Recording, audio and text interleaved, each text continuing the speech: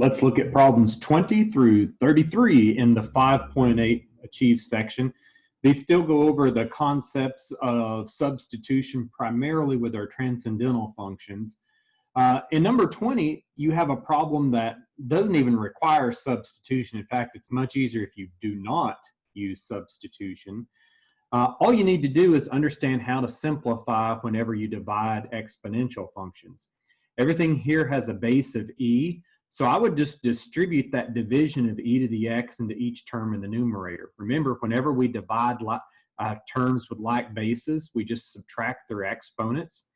So I get e to the 8x minus x, e to the 7x for the first term, and it would be e to the 0, which is understood to be 1 for the second term. E to the x over e to the x, of course, is 0. Sorry, it's of course 1. And then for my last term, e to the negative 5x divided by e to the x gives me e to the negative 6x, because it's negative 5x minus x for negative 6x. Now we know whenever we integrate any exponential function, it's just that exponential function divided by the derivative of its exponent. That's why the first term here becomes 1/7 e to the 7x. The last term would become minus 1/6 e to the negative 6x. That middle term, though, is not an exponential function. You say, well, that's just a polynomial function. That's understood to be 1x to the 0. Whenever you integrate, you use the power rule for it to become 1x to the first, of course, divided by 1. We have plus or constant of integration at the end. Final answer. Now, I should be able to type that in without any issue. Let's try it here. 1/7 e raised to the 7x power. Ooh, no. Make sure your e is outside of the fraction. E raised to the 7x power. And then we have plus x minus 1/6. And then that 1/6 is times e raised to the negative 6x power. And plus our constant of integration, plus c. We'll check that answer, and of course, we are correct. I'll bring this down just a bit and go on to the next question. All right, that next question is, again, an exponential. This one's even shorter than the last one. This one, we just have the exponential function base 46 to the negative x power. So I say, okay, the integral of every single exponential function in existence is that exponential function divided by the derivative of its exponent, assuming the exponent is linear, and it is, and the natural log of its base plus the constant of integration. I just simplified this as -1 over the natural log of 46 out in front, and then my exponential function 46 to the negative x plus c. You could have also just left it like this. No matter how you enter it, it should be correct as long as it's an equivalent expression. I think I'll go ahead and say it's the negative, and then I'll have of the exponential function 46, and then 46 is raised to the negative x power. Then we have that divided by the natural log of 46. And then outside of that, we're adding our constant of integration. That's a nice final format of an answer there. And then Achieve likes it. In the next question, some trigonometry here. So whenever you have a secant and a tangent, remember, you only have two choices for you. Either u is going to equal the tangent, and in that case, derivative of tangent is secant squared, which is, bingo, because you have a nice secant squared right there. Your other option would have been secant, but then the derivative of secant would be secant tangent. That wouldn't get rid of tangent to the 7th power. So the best choice for your u substitution is to just let u equal your tangent function here. And then I can say, well, then du, derivative of tangent, is secant squared of that angle. I have a mistake here because we would have to multiply by 9 as well. So the chain rule says, yes, it's secant squared of that angle times the derivative of the angle with respect to theta. So I know that I would have to have a times 9 right here. Actually, order of multiplication doesn't matter, so I can multiply by 9 right there. But now, back in my problem, in order for my du to account for it, I would need to see a secant squared 9 theta times 9 d theta. I don't have the 9 in there, so I would have to multiply the inside by 9, which means I multiply the outside by 1/9, or I divide by 9 on the outside. So then, whenever I integrate here, yes, the inside just simplifies to all of this becomes u to the 7th power. The rest of it is du. When I integrate u to the 7th, I got u to the 8th over 8. But now that u to the 8th over 8 is still being multiplied by your factor of 1 over 9. And I'll still have 1 over 9 in the next step, which of course makes this 1 over 72. I'll go ahead and just put the 1 over 72 on achieve, and I'll white that out later and fix that on my paper. So I know that this is 1 over 72, and I have 1 over 72 tangent, and that tangent is raised to the 8th power, so I'll say raised to the 8th. And then inside the group, we put our 9 theta. Theta is not a value on my keyboard, so I have to go down here on their palette and choose it. 9 theta, and then plus our constant of integration. And that should work, no problem. As long as we remember to account for that correct derivative there with a 9. Now for 23. In 23, we have the integral of 46x plus 2 divided by x squared plus 4. As soon as you recognize you have a rational function inside of an integral whose numerator is 1 degree less than the denominator, you can be pretty certain that there's going to be a natural log involved in your answer. In order to see that, I wanted to go ahead and say, well, let's let u equal the denominator. The derivative of that denominator would just be 2x dx. Now, this is similar to number 15 in my class notes where I said I couldn't get a factor of 2x. You can't get a factor of 2x out of this binomial expression. I'm going to have to break this sum into 2 separate integrals. So I have the integral of 46x over the denominator plus the integral of 2 over that denominator.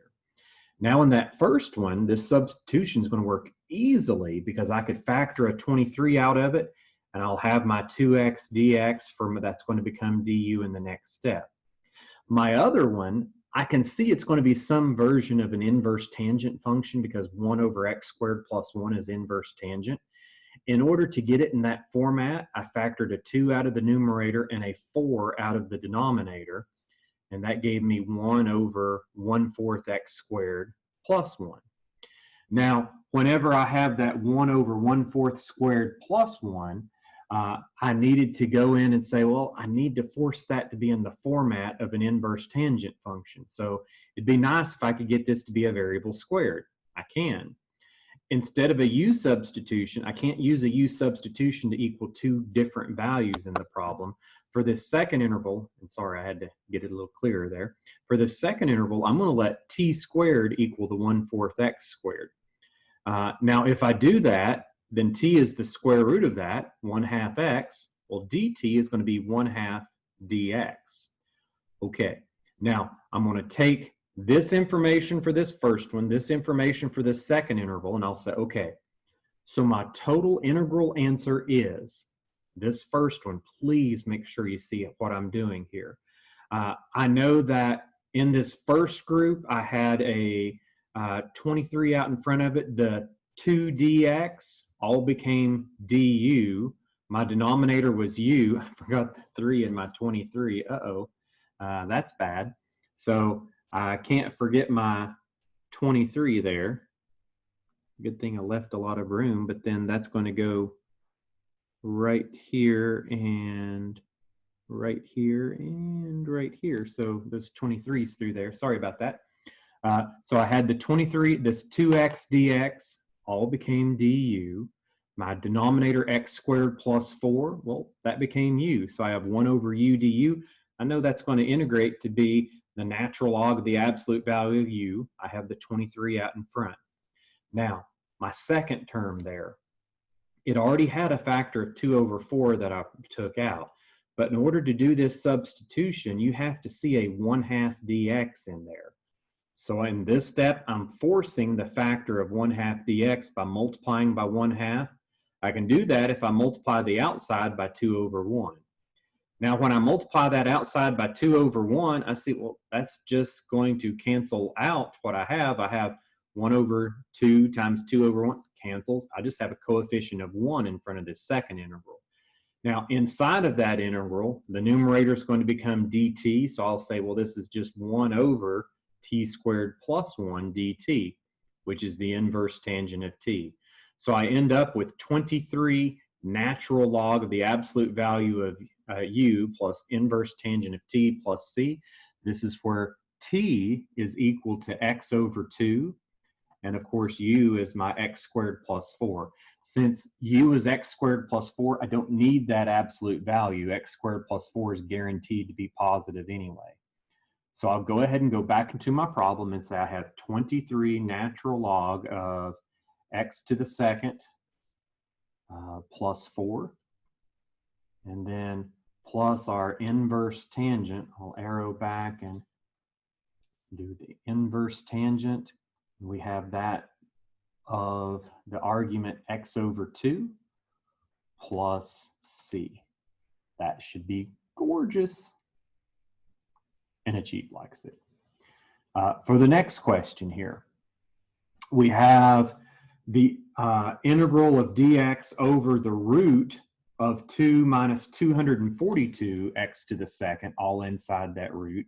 So when I'm trying to simplify that out, I know that this is some sort of an inverse sine function. Inverse sine is 1 over the square root of 1 minus x squared. So in order to get it into that form, I need that constant in the square root to be a 1. Well, then factor out a square root of 2 in the denominator. That's what I've done right here. If I factor out a 1 over the root of 2, my numerator is still dx. My denominator, I divide by 2 inside the square root to get 1 minus 121x squared. Now, the thing that's making the problem is my inverse sine formula is 1 over the square root of 1 minus x squared. I need this just to be one variable quantity squared. That's what I'm going to force to happen. So I'm going to let u squared equal 121x squared.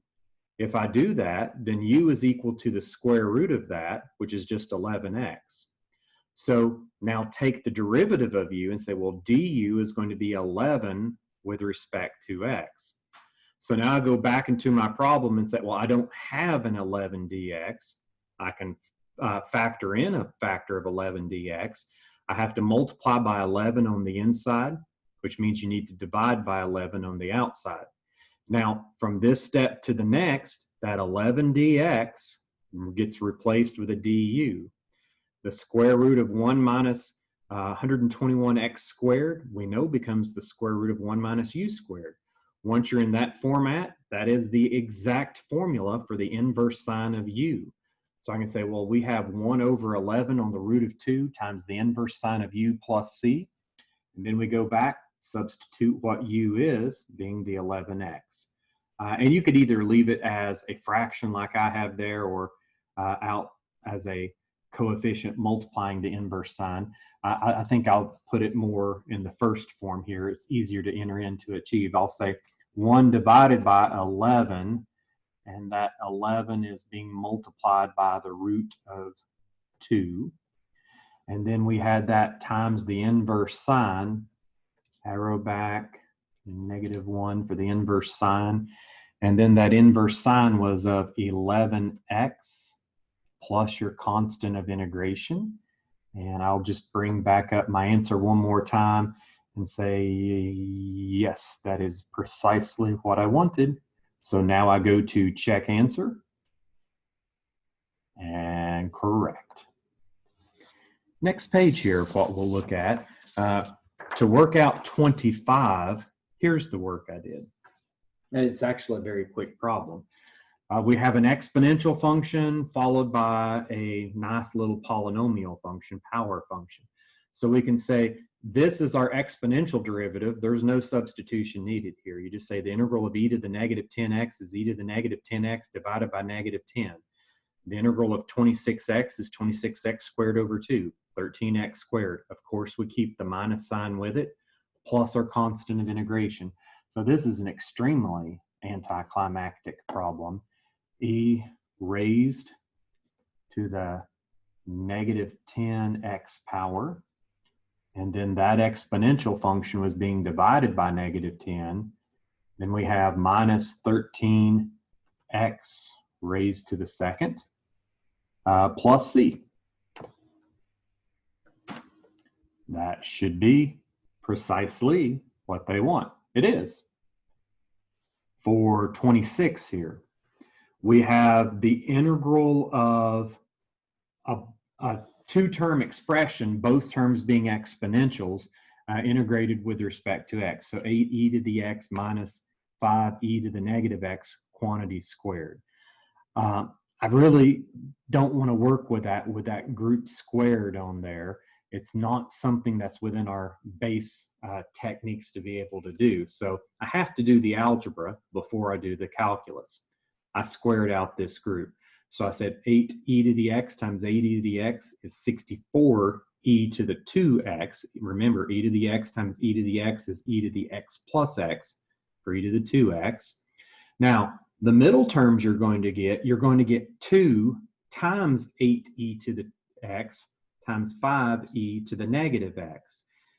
Well, that's going to give me 2 times 8 times 5. That's 16 times 5 is 80, and it's going to be a minus 80. And I would get e to the 0 because e to the x times e to the negative x, e to the 0. So my second term is just minus 80. That's the combined of my two middle terms. My last term times the last term, negative 5e to the negative x times negative 5e to the negative x are going to be 25e to the negative 2x. Remember, e to the negative x times e to the negative x is e to the negative x plus negative x, which is e to the negative 2x. So once you carefully use algebra to FOIL this out, and if you need to show this by this two-term expression times itself to use FOIL and get out all these terms, please do that. Just make sure however you do it, you don't make an algebra error here. So I've done the algebra, now I do the calculus. The integral of any exponential function is that exponential function divided by its derivative of the exponent. So I can say, well, this first one is just e to the 2x divided by 2, which makes that 64/32. Second term is just a power function. I use the power rule. 80x to the 0 becomes 80x to the first. Then I have plus 25e to the negative 2x divided by negative 2 gives me minus 25/2e to the negative 2x, and of course plus our constant of integration. So entering in our final answer here, we'll get 32e raised to the 2x power. Then we have minus 80x, and then minus 25/2 multiplying e to the negative 2x power, plus our constant of integration, and we're done. Ooh. For 27 here, we have the linear function x plus 71 divided by the root of 4 minus x squared, integrated with respect to x. Okay, so when I'm thinking about this problem, I know I'd like to, since I have a linear numerator, I can't say, well, this is just an inverse sine function. It can't be, not with that x up there. So I'm thinking I would like to let u equal that entire term inside the square root, the 4 minus x squared. But the derivative of that would be negative 2x dx. You're not going to be able to get a negative 2x dx as a factor in this binomial expression. So similar to one of the problems before this, and number 15 that we did in the notes for this section, you're going to have to break this up into two separate integrals. I'll have the integral of x over the root plus the integral of 71 over that root. Now in this first one, I'm going to do precisely what I wanted to do as soon as I saw the problem. Let u equal the term inside the root. Well, the derivative of that is going to be negative 2x dx. I'll be able to handle that in the next step. I've done that down here. So that's setting up the substitution for this one. The second one, I recognize, well, anytime you have a constant divided by a root of a constant minus a variable squared, I'm thinking this is in the format of the inverse sine function, 1 over the square root of 1 minus x squared.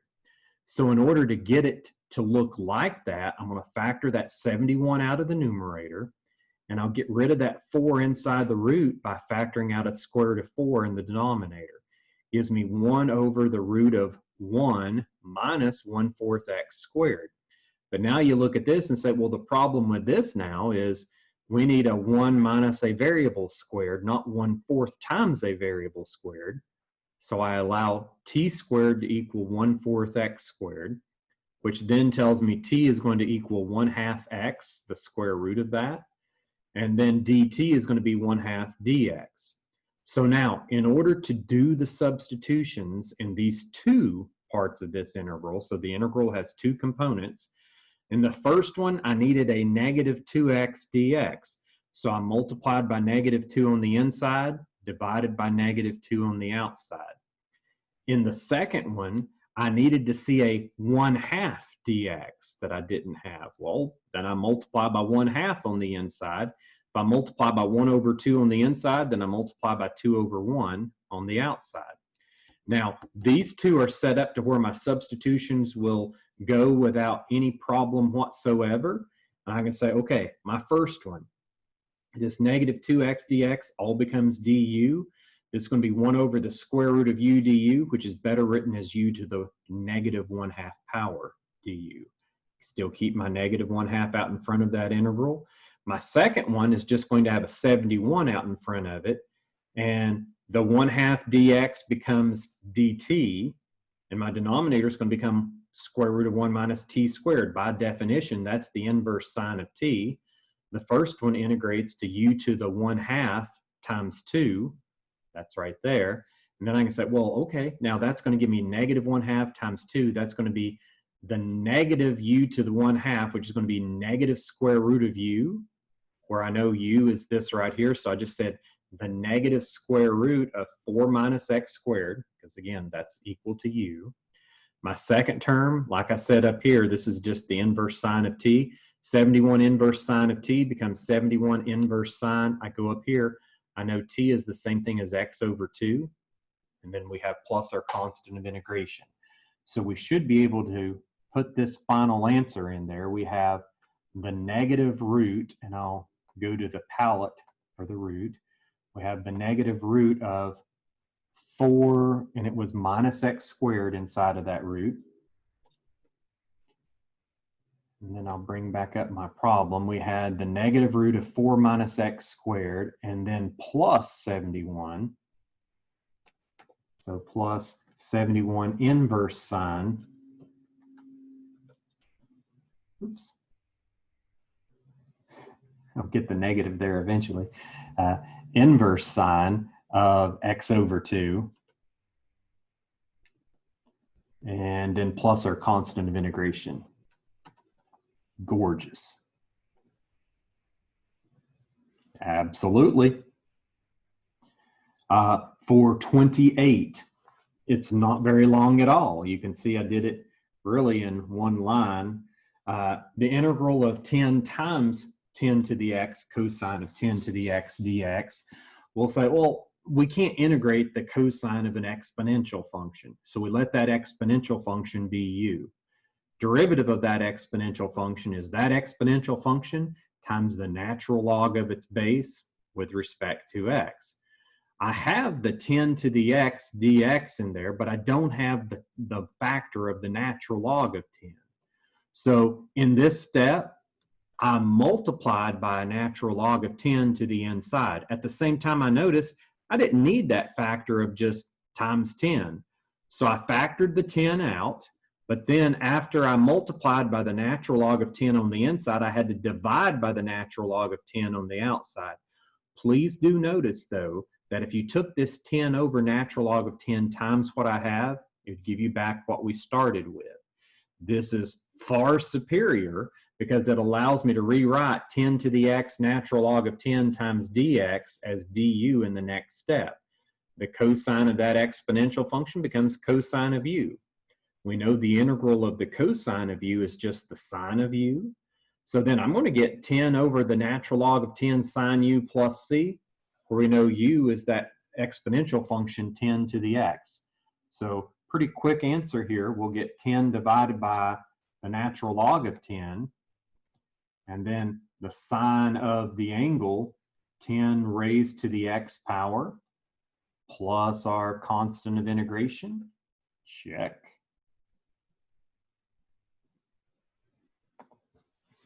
For 29, as soon as you look at 29, guys, I'm wanting you to look at it and say, that is some form of an inverse sine answer.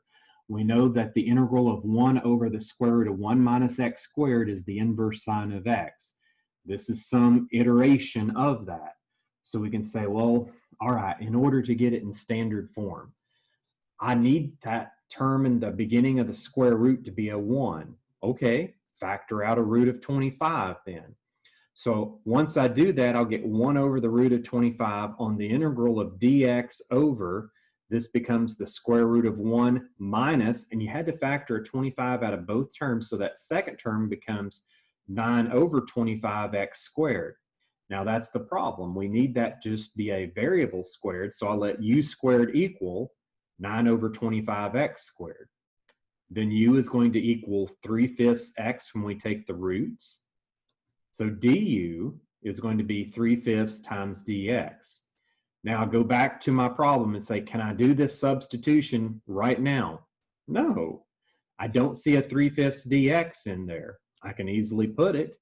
All I need to do is multiply by 3/5 on the inside. If I do that though, I need to divide by 3/5 on the outside, or you might as well just say multiply by the reciprocal on the outside. Now I'll have 1/5 times 5/3. The 5's cancel. I'll have a factor of 1/3 on the outside. On the inside, my 3/5 dx become du. My denominator becomes the square root of 1 minus u squared. By definition, that inside now is the inverse sine of u. So I have 1/3 inverse sine of u when I integrate, which then I can substitute back in for u. I know u is equal to 3x over 5. So my answer would be 1/3 inverse sine of 3x over 5 plus your constant of integration.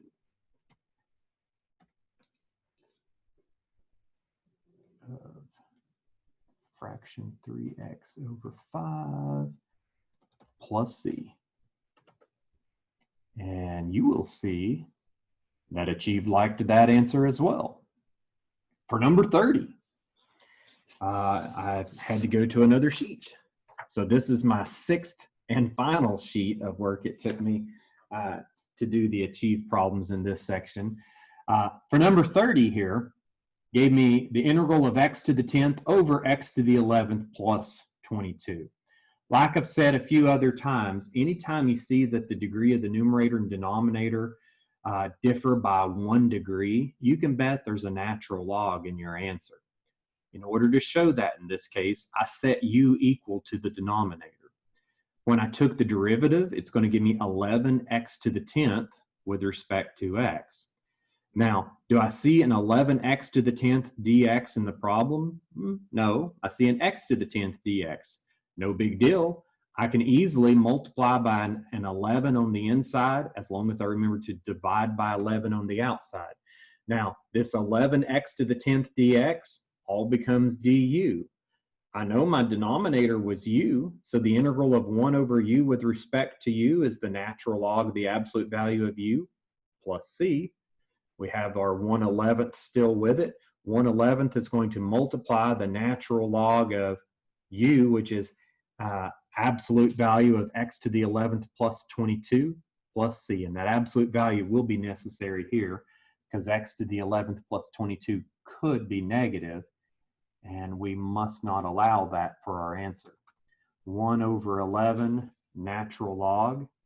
And so now I'll have to go in and say absolute value, got it? And it's of x to the 11th plus 22. And then we have plus our constant of integration. I'll pull this back up just to double check. My memory was correct. Yes, that should be right. We'll see if Achieve agrees. They do. For 31 here, we have the integral of 7 natural log of x plus 9 divided by x. We're integrating that with respect to x. I think I've mentioned this before. Anytime you see a natural log in a problem, and then you see your denominator has a factor of x, you know you want to set u equal to the natural log of x, because the derivative of the natural log of x gives you that factor of 1 over x dx. So as soon as I see this and this, I want to set u equal to the natural log of x. Derivative 1 over x dx, I know that that denominator and the dx become du in the next step. So then my numerator just becomes 7 times u plus 9. Have 7u plus 9 integrated with respect to u, at which point it's just the power rule. This becomes 7u to the second over 2. This becomes 9u to the first, and then we have plus our constant of integration. Now you need to be a little careful when you plug back in the natural log for u, in order to make sure you're squaring the entire natural log function and not just the argument within it. So I'll have 7 over 2 times the group of the natural log quantity squared plus 9 natural log of x plus c. So I have 7 over 2, and then I'll say times the group, the natural log of x, close out the argument, close out the natural log, and then we square that whole function plus 9 natural log of x plus your constant of integration. Can't think of any other way that you'll be able to type that into Achieve. Please notice I had to do the group around the natural log to square it in that problem. For 32 here, we have the product of a polynomial and an exponential, x to the 8th times 5 raised to the x to the 9th with respect to x. So I'm going to go ahead and let u equal the exponent of that exponential function. And the reason I did that is I know how to integrate an exponential function if it's to a linear power, but I don't if it's to any other power. So I need to get rid of that power here. Well, if I let u equal x to the 9th, then the derivative of that is going to give me 9 times x to the 8th dx. That's fantastic, because I can easily get a factor of 9 x to the 8th dx in there if I multiply by 9 on the inside. Of course, when I multiply by 9 on the inside, I need to divide by 9 on the outside. So I did that. And now on the inside, this 9x to the 8th dx becomes du. Your 5x to the 9th becomes 5 to the u. So now we have the integral of 5 to the u. We know the integral of 5 to the u is 5 to the u divided by the natural log of the base 5 plus our constant of integration. We still have our 1/9 multiplying that. My final answer here, that 5 to the u is 5 raised to the x to the 9th power. And you know it's going to have a denominator of 9 natural log of 5. So I'll go ahead, enter that in here. We have 5 raised to the x, to the x, and then raised to the 9th power.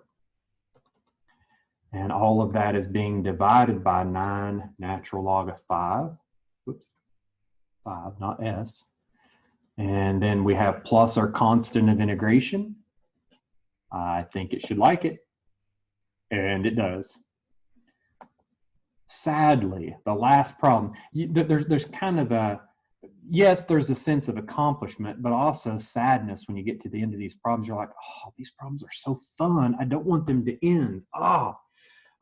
And I'm seriously meaning that when I say that. I love these problems.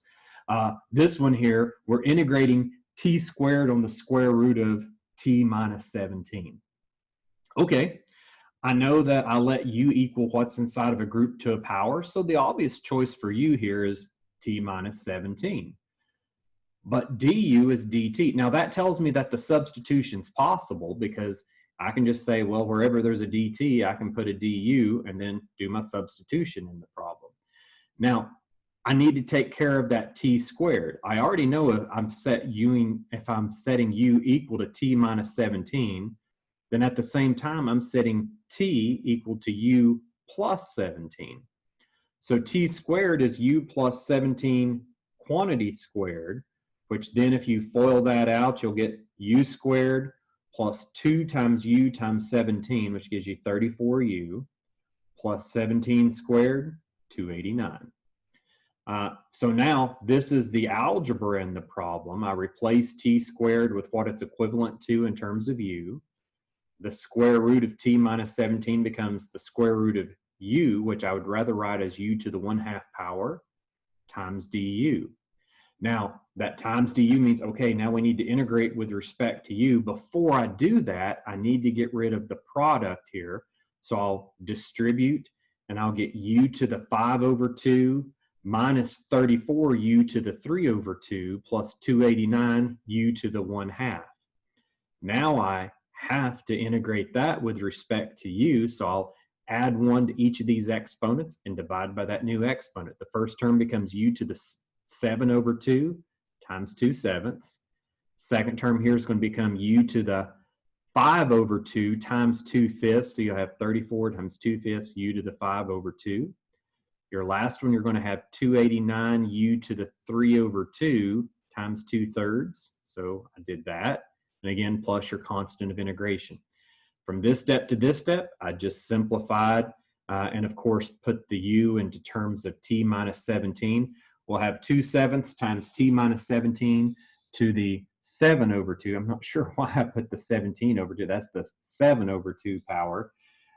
The second one should be 68/5 t minus 17 to the 5/2 power. And then you'll have plus 578/3 t minus 17 to the 3/2 power plus c. We'll enter that in here. And I recommend just keeping the fractional exponents on this problem as opposed to putting it in roots. When I tried entering the expression in roots on this one, it didn't like it even though my answer was correct. So, ooh. You're like, you probably didn't enter it incorrect. I promise I did. So we'll have the 7/2. Now, I've got that one. Plus 68/5 times the group. We have t minus 17, and then that t minus 17 is raised to the 5/2 power. Over 2. And then plus 578/3 times the group, whoa, arrow out of the fraction, John, times the group, t minus 17. And we have that group raised to the 3/2. And plus our constant of integration, plus, ooh, let's see. Just double checking to make sure I haven't made any silly entry errors. Looks good to me. We'll check that answer and achieve concurs. All right, this will conclude your section 5.8 solutions. Hopefully you think this section is at least close to as fun as I do. I love these problems. So hopefully you get some enjoyment out of them. And again, remember, if you're having any trouble with any, let me know. I'm glad to help out.